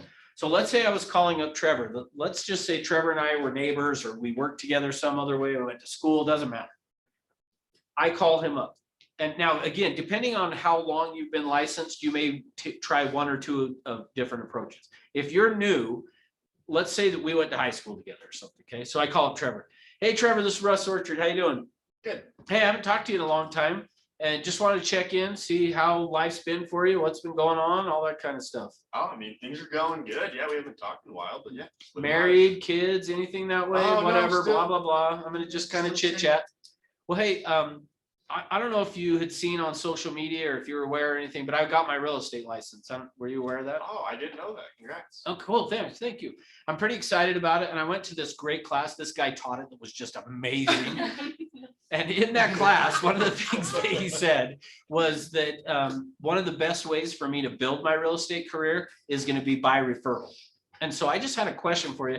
If you had a real estate need, or you heard of somebody that had one, who would you refer them to? Well, I don't have anybody in mind. Perfect. Now, what if he says, I'd call my mom, my sister? He says, I'd call my sister. If he says, oh, I would call my sister, I would just say, oh, okay, totally appreciate that. If I were you, I would do that same thing. And it's awesome that you would do that. Now, guess what? I'm not going to add him to the database if he said that. But here's the thing. I would rather know that now than not, right? So, but let's say that I call him and he goes, I don't know. I mean, I'd be happy to call you. Perfect. I have a select group of people. So write this down for you guys.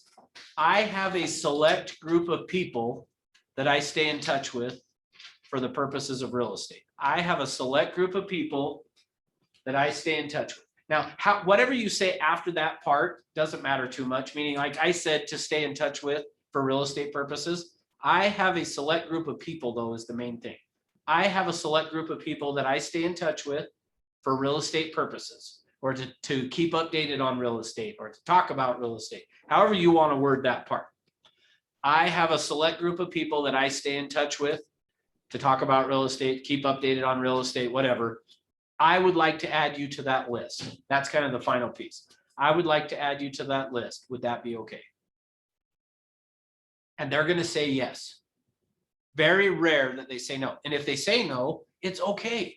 If they say no, it's probably because they have a family member that's in real estate. Or they say no, they're going to say, I don't refer anybody to anybody because I had a bad experience with it. Okay, that's fine.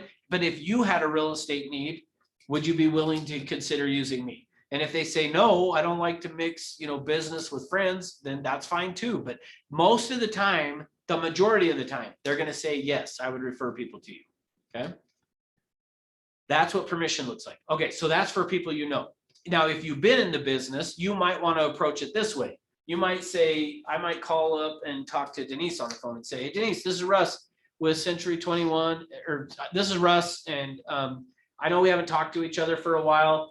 I don't know if you were aware or not, but I've been in real estate for the last 20 something years. And, COVID for me, this is how I would use it. And I've used COVID as the excuse if I've been in the business.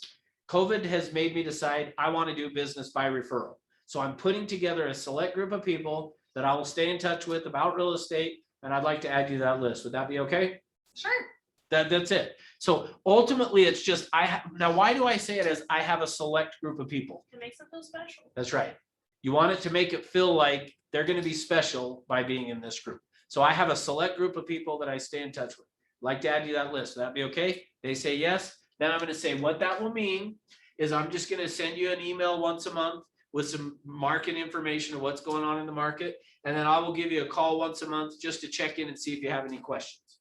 Well, honestly, 2-minute phone call. Like I'm not going to, and I would, for me, here, let me just tell you how I did it. And you don't have to do it this way. But for me, the thing that held me back from making this personal contact initially, and I think what keeps most people back from doing it, is that we feel like that they're going to be bugged and that they're going to feel like we're trying to put them in a downline for Amway or something, some pyramid marketing scheme thing. Like that's what we worry that they're going to think about us. And so for me, I just took it head on with permission. As part of the permission, I would just say, so Trevor, look, if you ever feel like I'm bugging you, like just tell me, because what I don't want is that to happen. And I promise I'm not going to call and try to hound you. I'm not going to try to get you to sell your house. I'm just going to be sending you some information. I'll give you a call once a month to just say, did you have any questions? Have you heard of anybody thinking about buying or selling? That's it. Like there's going to be no pressure. Like that's how, for me, by me doing that allowed me then to feel comfortable then calling him, because I had already told him I wasn't going to pressure you and I wasn't going to. So then when you make the follow-up phone call, this is what it sounds like. So I called Denise. Ring, ring. Hello? Hey, Denise, this is Russ with Century 21. How you doing? I'm good, Russ. How are you? Good. Hey, just giving you that monthly business call. Want to make sure you're getting the emails that I sent. Awesome. Yeah, I've been looking at it. Cool. Any questions or anything I could help you with? No. Okay. Well, hey, if you hear of anybody thinking of buying or selling, or if you do see a property, you have a question, make sure you give me a call. You got it. Awesome. Talk to you later. Okay. Like that's it. That's the extent of the phone call on this personal contact. Now, let me say this. With like people that like remember I said I had people that like 20 people that were in my neighborhood. And as part of the neighborhood that I'm in, I had mentioned to you guys before, we have a community pool that's right outside of my backyard. I would see those people there at the pool a lot. I did not ever talk real estate to them other than once a month. The one time a month I would bring up real estate. Outside of that, I didn't say anything real estate. But guess what happens? When you're there, somebody will be like, hey, so did so-and-so really sell their house for that? Or they'll say, wait, what are interest rates? Like if they bring it up to me, then I would talk real estate with them. Outside of this once a month thing, I never said a word about real estate unless they asked me first. So that way, what you don't want, actually, let me give you a quick story. Early on Facebook, I remember I'm on Facebook and there was a lady in my neighborhood that the only thing she would ever post on there was, if you want to save money on your phone bills, give me a call, because she had some downline thing that she was trying to sign people up for their phone bills. And the only thing she would ever post on there was that. What you don't want to be is the person that when they see you at the grocery store or something, they're like, oh, go the other way, run, because they're going to try to hit you up about real estate. So for me, that's where I just would once a month do, and I would always do it as, hey, just giving you that real estate call real quick to see if you had any questions about real estate. Nope. Now, what happens though if I called up and Denise goes, did you hear about what happened to so-and-so? So it's up to you at that point. You could either just say, no, what happened? And then sit and talk to them. Or what I usually did is said, oh, you know what? I'm in the middle of doing my business calls. Let me finish those up and then I'll give you a call back. Because I personally, this was just personal. If you want to sit and have the conversation, and probably with most people, it's fine. But for me, I was always like, I wanted to totally keep it separate. So I'd say, let me finish my other business calls. I'll call you back in like 20 minutes. Even if all I did was then hang up and just called back 20 minutes later or whatever. But that was just a personal preference. You decide how you, meaning, because there's nothing wrong if you wanted to go, oh, you're kidding. So then what happened? The problem is what I found when I did that for me was I would end up not calling some of the people on my database because we would get into talking about it. Oh, you're kidding. And then 30 minutes later, you're like, all right, well, I guess I better go. Time for my next appointment or whatever. So anyway, you decide. But does that make sense? Okay. And can you see how following this process though, that the more people you add in, it doesn't matter who you add. Let me say it that way. It does not matter who you add to the database. What matters is who you get rid of. That's it. Okay. All right. We good with that? All right. Next piece then, fourth protocol. I'm going to leave that. Number 4, last one.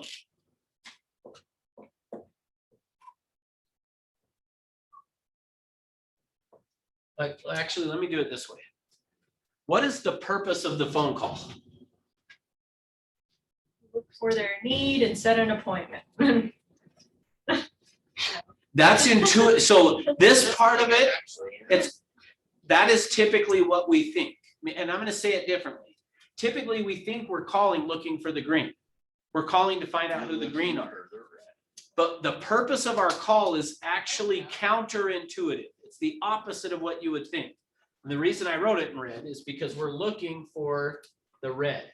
So the whole purpose of your phone call, so me calling Denise, my whole purpose of making that phone call is to try to find the red. Now, why? Why do I want to find the red, not the green? To kick them out. Because the green will come to you, the red are gonna just sit there and do nothing. That's exactly right. Make sure you heard what he just said. The green will automatically just come to you. They show up on their own. You don't have to do anything for the green. They will take care of themselves. The hard part is to find the red. It is easy to get people to lie. It is easy to get people to lie. It's hard to get people to tell you the truth. Now, I usually will do a demonstration of that, but I'm not going to today. Save that for another.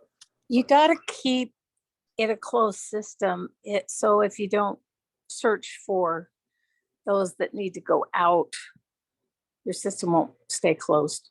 Right. Yep. So my whole purpose of my phone call. Now, let me say it this way though. What I don't want to do is try to convince them to be red. So you don't want to call people and be like, Trevor, you don't want me to ever call you again, do you? Of course. Like, I don't want to do that. I don't want to convince them to be red. Right. But so how do you know if they're red? How are you going to know? Not responsive. Okay, good. One of the ways is going to be they're just like, so watch this. So let's deal with that. So let's say I call Trevor. He doesn't answer the phone. So I leave him a message or maybe I send him a text. Hey, Trevor, this is Russ, Century 21. Hey, just wanted to check in, see if you had any real estate questions, any needs, anything I can help you with. Give me a call back, 801-556-4441. Thanks, bye. He doesn't call me back. So a month, which by the way, let me pause on that. Once you have permission, it's okay to leave them a message, okay? So a month goes by. I call Trevor again, ring, ring, doesn't answer. Dang millennials. He doesn't answer his phone. I say, hey, Trevor, this is Russ, Century 21, just checking in, want to see if you had any questions real estate wise. Make sure you're getting the emails. If you had anything I can help you with, or if you know of anybody thinking about buying or selling real estate, give me a call back, 801-556-4441. Thanks, bye, click, doesn't call me back. Third month. Hey, Trevor, this is Russ, Century 21. Hey, just checking in, wanted to see if you had any questions.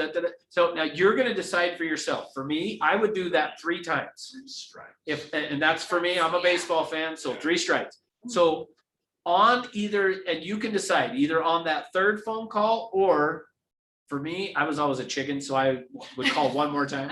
So on the 4th time though, if he didn't answer, this is what I did. Ring, ring, picks up. Hey, this is Trevor, not able to take your call, blah, blah. Trevor, this is Russ, Century 21. I've got a really important question for you. Give me a call back, 801-556-4441. Did you notice the tone of my voice even changed a little there? Yeah. Like sounded like what? Urgent. Mhm. Yeah. Annoyed.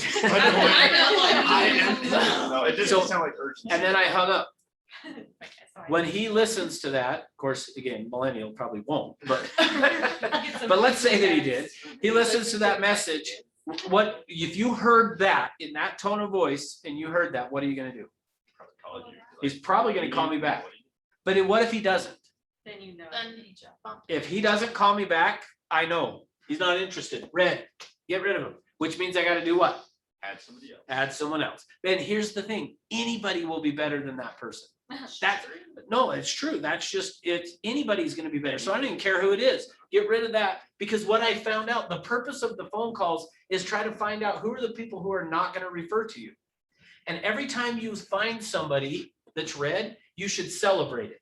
See, if you're calling looking for green and Trevor were to say to me, because here's the other way you find out they're red, I call up and Trevor answers the phone and I go, hey Trevor, this is Russ, Century 21, just want to check in, see if you're getting the emails, make sure if you have any questions, anything I could help you with. No, in fact, actually, I don't think I'm interested in you doing this anymore. If you're looking for green and you get that, what are you gonna feel like? So sad. Yeah, rejected. Like somebody they just said, no, I don't want your help.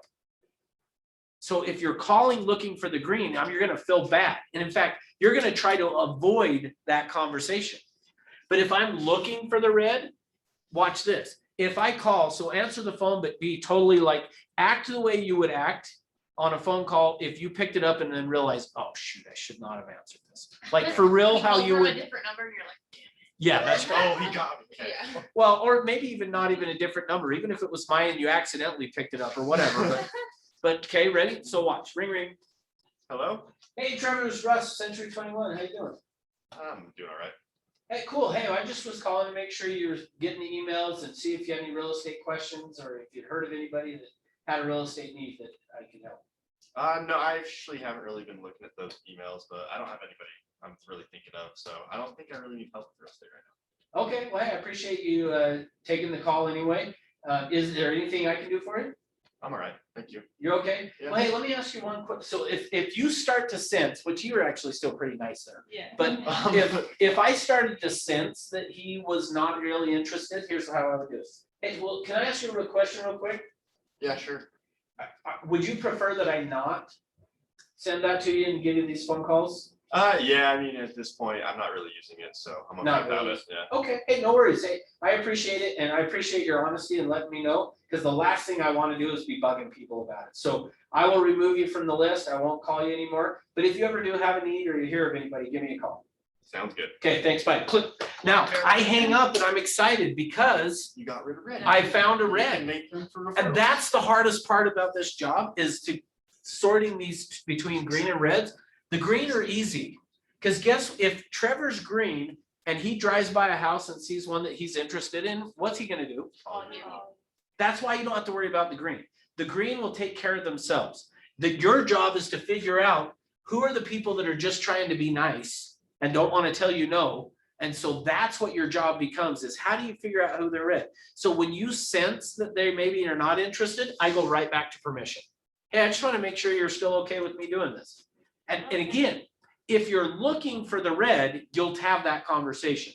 If you're looking for green, you'll never have that conversation. You would have just gone, okay, well, hey, I'll talk to you next month. Thanks, Trevor. Click. I actually have a question. Have you ever had that conversation with the person that is red, taken them out of your database, and then they come back Yes. and turn into a green later? Yes. I would say, I feel like that might Yep. do into them that you're really. And here's why. Yes, because what'll happen is there were Took them off people, the elite list. What? The special list, you took them I off. took them off. Yeah. But here's what happens actually, when they do call you back, this is what it sounds like. Ring, ring, you're the agent. Hello, this is Trevor. Hey, Trevor, this is Russ Orchard. Hey, are you still selling real estate? I am. That's what they say to you. Oh, Are you still in real estate? Okay. Because they haven't heard from you, so they don't know. Right. And they know there's a high turnover, so they go, hey, are you still doing real estate? Yeah, I am. Oh, perfect. Well, hey, we decided we didn't want to sell, and So we thought about you. Now, that happens as a result of you staying in touch with these people. And over that 6 to 9 months that you're churning, and keep in mind, the first little while, you're gonna put people in and then they'll never respond to you ever again. But you may try for 3 months before you finally go, okay, now I gotta get rid of them. Like, that's part of why this takes a little while, is because you're adding people and initially, you're gonna add and drop people a ton. Eventually, though, you're gonna get this to where Tonya Messina was, where for you to get into her, once she had 97 people, for you to get into her database is not gonna be an easy thing, because she's already got 97 people who constantly are out referring business to her. Basically working for you. Yeah. And so for you to get added to that, you're gonna have to outperform one of those 90. So think of it this way, your threshold today to getting in is like, are they alive? Yeah. Then yes, Have you a can. pulse. Are you breathing still? Yes, they're in your database. But think about it, is as you do this, the threshold, the bar gets raised higher and higher and higher. You got to be able to clear this bar in order to get in there. But to begin with, hey, anybody, it's fine. But over time, what happens is then you start to get these people. So let me give you a quick example. I had one lady in my database that she would cut my hair. So it was a friend, my best friend growing up, got married, his wife cut hair. So I would go to his house, and he lived in these houses out in West Valley, Balmoral. I don't know if anybody's familiar with them, but anyway, he lived in there, and actually ended up, he was the bishop of that ward, which consisted of that whole townhouse complex. And then his wife would cut hair for most of the women in the complex as well. So he's the bishop, she would cut hair. Between the two of them, they like knew everything that was going on with everybody in those townhouses. So I would go to get my hair cut, and probably every 6 weeks when I would go, she would have a list there. You need to call this person because they're getting a job transfer. You need to call these people because, or he would have, they're getting divorced. And so you should call these people. Like that's what you're looking for, is these group of people in here that are going to be like Trevor said, they're going to be your workforce that goes out and does the work for you. And it's your job is just, you're calling them and going, hey, so part of the clue I just gave to you, like, is ecclesiastical leaders are great people in there, and people that cut hair. Those are the ones you want in there, like a preacher, a priest, Yeah. Baptist minister, like bishop, I don't care, any of those. Get those, because they're gonna know, like, people go to them with their problems, and here's what's going on. And so, but same thing with people that cut hair, like when they're getting their hair cut, people will talk to them about it. Right. So I found that I wanted to add a lot of those people to the database, find attorneys that are, whatever, just get, divorce attorneys, bankruptcy attorneys, like add those people. Imagine though, if you had 200 people that were doing that, like constantly on the look for you, like that's. You really wouldn't prospect, like you would be so busy taking care of like all your deals, like you wouldn't have time for anything. Yes, now, but in the beginning, you're gonna have to do a lot of prospecting because it's gonna turn over a bit. Yeah. But that's what you're looking for. And so, like I say, her name was Terry, the lady that cut my hair. She ended up out of my database, unfortunately, because they moved to Idaho. Like that was the sad, my real estate career was, no. But It's all downhill. But seriously, like I listed so many of those Balmoral townhouses because of those two of them. But once they moved, then it kind of just slowly went away. But that's what you're wanting to accomplish with this. And can you see, if you did these things, how you would consistently, this would get stronger and stronger and stronger. See, that's why on the email that I sent out saying, if you're not seeing most of your business coming from your database, your SOI, and it's not getting, this business should get easier over time. And if it's not getting easier over time, it's because you're not doing this. But and let me wrap it with this. Does this look that difficult? No. I mean, see, that's why I get frustrated that people don't do this. 9 months from now, guys. I'm gonna do it. So I believe you'll call me. I believe I'll call you as well, whether or not that'll have happened. Put $100 right now. Oh. Accountability. Let's do it. I'm actually And I forgot to make sure that you knew this is recorded. Okay, that's fine. It's okay. All right, so what questions do you guys have? What have I not covered? Then you feeling? So obviously you can add literally anybody. Yes. Where did you you did this? Oh, good question. Did you do this, and where did you start? Did you start with just like family, close friends, high school people? Great question. Thank you for asking it. The way I started it, I wouldn't do today. by the Okay. way, but I'll tell you how I did. When I first started it and the way I was trained on it was you have to start with 200. And so essentially what I did is I went and I had been married, how long? I don't know, 3 or 4 years. I went and basically got the invitation list that we send out invitations for our wedding. Yeah.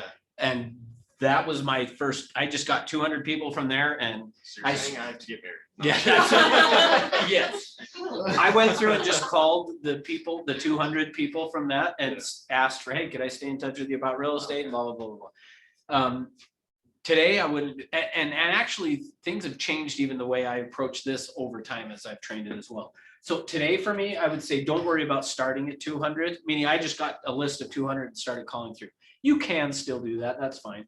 But today I just say, build it up. Start with So zero. I would See if start you with, can add well, place for you guys to start is your contact list. yeah, your contact list on your phone and just, you could start at the A's and start calling, but like I treated it like they were already in my database. Today, I would just take your phone and do the problem was, truth is, I didn't really call and get permission from all 200 because that's the reason I say don't start it at 200 today.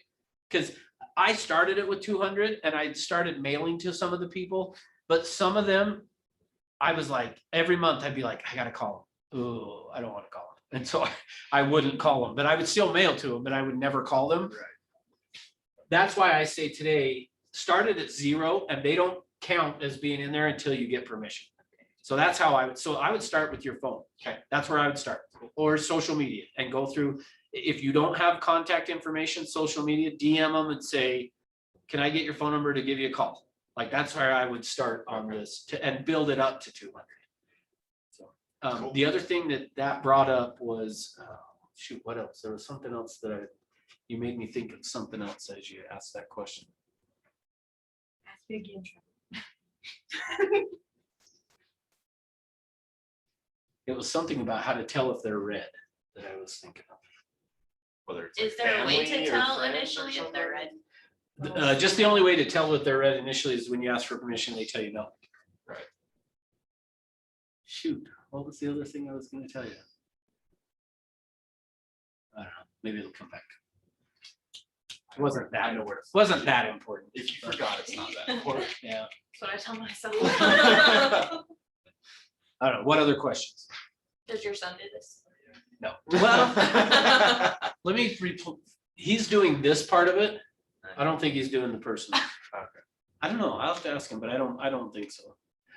Although I will say he's doing better at it than I mean, because I'm not doing it at all, not now. But he's starting to have my database call him, Really? which is bugging me though. Instead of you. Well, yeah, because initially when he started, I said, hey, if somebody comes to me, I don't really want to go do it. I'll give it to you and you pay me 50%. But now when they call him directly, it's harder for me to go, I get 50% of that. Yeah. I don't know, what else? All right, well, let me just say this then, kind of to wrap it up, is just do it. If you will start to do it, it will work. And I will tell you, just the reason probably that I'm so emphatic of it is because I did it and it worked. And don't take away, I hope you didn't, that like, even though when I hit it at 200, so let me clarify that. I started it at 200, but I probably really only called 150 of those people. So really I had 150 people in a database, not 200. But I will tell you, from the 150 that I did it with, it worked so well. And the biggest thing for me, that reminded me. Okay, here's what it is. That's the best. I just remembered. Here's the other way you know they're red. That was the other thing I was gonna say. This is important. When it's time to call them the once a month, if when their name pops up in your database to call and you don't want to call, guess They're what? red. They're red. Yeah, that was it. That's the other way you know they're red is ultimately when I figured that out is when I changed my number from 200 to 150, because I would kind of realized I'm never going to call these people. Every month I think next month I'll do it. And then next month when it pops up, I would, and it clicked for me one day. That's just the way of you knowing that they're red. When you don't want to call them, they're red.